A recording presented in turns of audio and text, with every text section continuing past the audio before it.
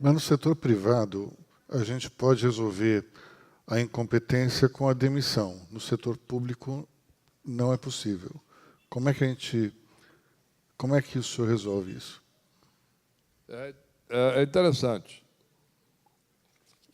Já fiz muita palestra sobre isso, na época que eu estava no final do Banco Central, principalmente no exterior, em eventos de administração. O problema fundamental é, de novo, o que faz a pessoa trabalhar, né? A primeira vez que eu me analisei isso foi, eu estava ainda administrando um banco no Brasil, e eu contratei um cidadão que era um PhD, especialista americano, em motivação para trabalhar. E eu chamei, e ele veio para o Brasil e ficou aqui uma semana ou 2 semanas fazendo um estudo. Um dia ele me procurou e falou: olha, eu tenho um problema, estou com um problema. Eu falei: pois não. Ele falou: eu sei o que faz o americano trabalhar. Eu falei: o que é? Ele falou: é competição. Ele quer superar, competir com o colega do lado, com o cunhado, com o vizinho, com todo mundo. O americano quer competir, é competitivo, perfeitamente. Eu sei o que faz um japonês trabalhar. O que é? Ele disse: é a pressão do grupo. Eles dividem o trabalho, e, inclusive, é impressionante isso, né? Porque as empresas japonesas dividem o trabalho, tem 15 assim numa mesa, e o trabalho é dividido por partes. Um faz um pedaço, passa para o outro, passa para o outro, passa para o outro, passa para o outro. E a pressão, você atrasou, o outro do lado começa. Você está me prejudicando aqui. O próprio Kanban é uma lógica disso. Peer pressure, né? Para trabalhar. Isso é o Japão. O Japão é forte esse negócio mesmo, é uma pressão social incrível. Eu vi isso lá quando eu estava no Japão. Nós tínhamos um banco lá. Quando eu dirigi o banco lá fora, eu fui lá e eu vi uma situação desse tipo. O cidadão me contou, o rapaz era funcionário do banco lá, o banco estava fechando balanço, trabalhou 2 semanas seguidas, aí o banco deu uma semana de férias para todo mundo. E ele foi para casa. Chegou uma segunda-feira de manhã, ele normalmente saía de casa, se levantava cedo, saía cedo, 6 horas da manhã, saía, porque aquela hora do Japão pega o trem, etc., para ir para Tóquio e tal. E 6 horas da manhã não saiu de casa. 6h30, bate na porta, entra, é a mãe dele. Meu filho, o que houve? Você foi demitido? Alguma coisa? Tem algum problema? Você está em casa até agora? Falou: não, mas explicou o que era e tal. Ela falou: mas, escuta, mas você precisa ficar em casa? Por que você não vai lá? Eu sei que você foi dispensado, mas por que você não vai lá e, para ajudar a empresa, ajudar o seu... apesar da dispensa, você vai lá e trabalha voluntariamente na empresa. Ele falou: não, eu não posso fazer isso, mãe, porque eu vou constranger os meus colegas. Todo mundo descansando e eu trabalhando na empresa. Não vai ser, eu vou criar um ambiente ruim. Ela falou: escuta, mas deu lá mais umas 2 ou 3 sugestões. Ele não, dizendo que não podia, falou: então por que você não faz uma coisa? Você vai para um bar aqui do bairro vizinho e fica o dia inteiro no bar, mas sai de casa.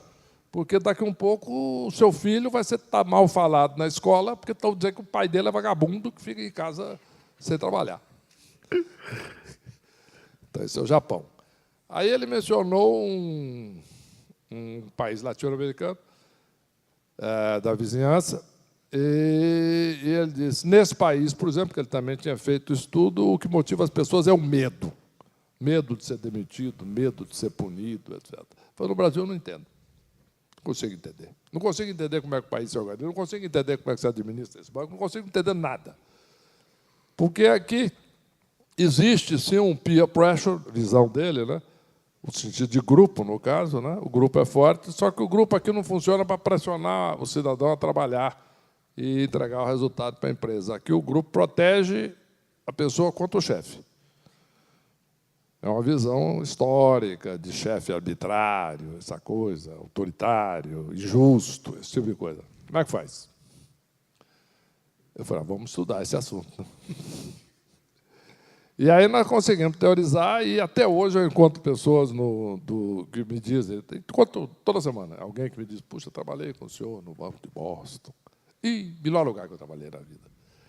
E isso é comum. Encontro isso em Nova York, encontro isso na Europa, encontro isso no Brasil, para todo lado. Pessoas de todo tipo de você diz isso. De fato, foi uma experiência muito interessante.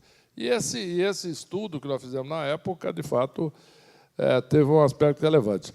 E aí começamos a estudar o negócio. E a ideia é o seguinte: o grupo, de fato, ele tem esse papel forte no Brasil, mas ele pode ser motivador também. Mas motivador não no sentido do medo ou no sentido da pressão do japonês. Motivador no sentido, de fato, de criar um ambiente em que vale a pena trabalhar, vale a pena progredir, vale a pena ganhar dinheiro, etc. Então, sem falar da motivação financeira objetiva para ganhar a vida e mandar os filhos para a escola, etc., porque isso é evidente. Aí entra no setor público, foi essa questão do funcionário que tem estabilidade, né? Então, o problema é você dar sentido e mostrar para ele a capacidade, ou ela, de influenciar nos destinos, influenciar na vida das outras pessoas. É usar o poder positivamente. Você tem ali uma posição onde você... E isso é um motivador muito forte. Eu acho que pode, de fato, fazer um efeito extraordinário. Eu, pelo menos na minha experiência, ter feito. É interessante que o senhor foi uma espécie de âncora do governo Lula, especialmente no início dele, e precisava de uma ponte com os empresários. E no governo Michel Temer, o senhor não deixa de ser uma âncora também, de credibilidade em função até dos resultados da economia. Como é que o senhor se vê na presidência, já que o senhor não será mais o comandante da economia, sim um comandante do país inteiro? Não estamos longe para isso, mas, evidentemente, que eu, não pensando necessariamente em mim, mas qualquer presidente, o presidente da República é, de fato, o líder e quem tem o poder final, e escolhe os ministros, define quais são as políticas fundamentais, etc. Então, a capacidade de mudança é muito grande, como, inclusive, está ficando claro neste governo, que o presidente Temer está fazendo uma mudança muito grande, né? Diversas reformas, importantes, reforma trabalhista, reforma do ensino médio, em diversas áreas. E isso tudo é muito importante. Então, a presidência do país define a direção e toma as decisões fundamentais. E tem uma coisa muito importante: escolhe a equipe, né? Entendeu? E isso é fundamental. Não só no setor privado, como no setor público. A primeira coisa que eu fiz quando eu entrei no Banco Central foi isso, conversando com uma outra pessoa que já tinha estado lá, etc. E ele me procurou, depois que eu tinha escolhido a minha diretoria, e falou: nossa, Meriano, você vai ter um trabalho terrível no Banco Central com essa diretoria. Eu falei: por quê? Você bota 5 PhD na diretoria? Não, o PhD vai brigar o tempo todo, discordar. Eu falei: não. Aí compete o presidente administrar. Agora, quanto mais capacidade, talento você tiver, melhor. E, de fato, foi. Não é? Administrar as pessoas é o mais fácil, desde que você tenha competência, capacidade e preparo.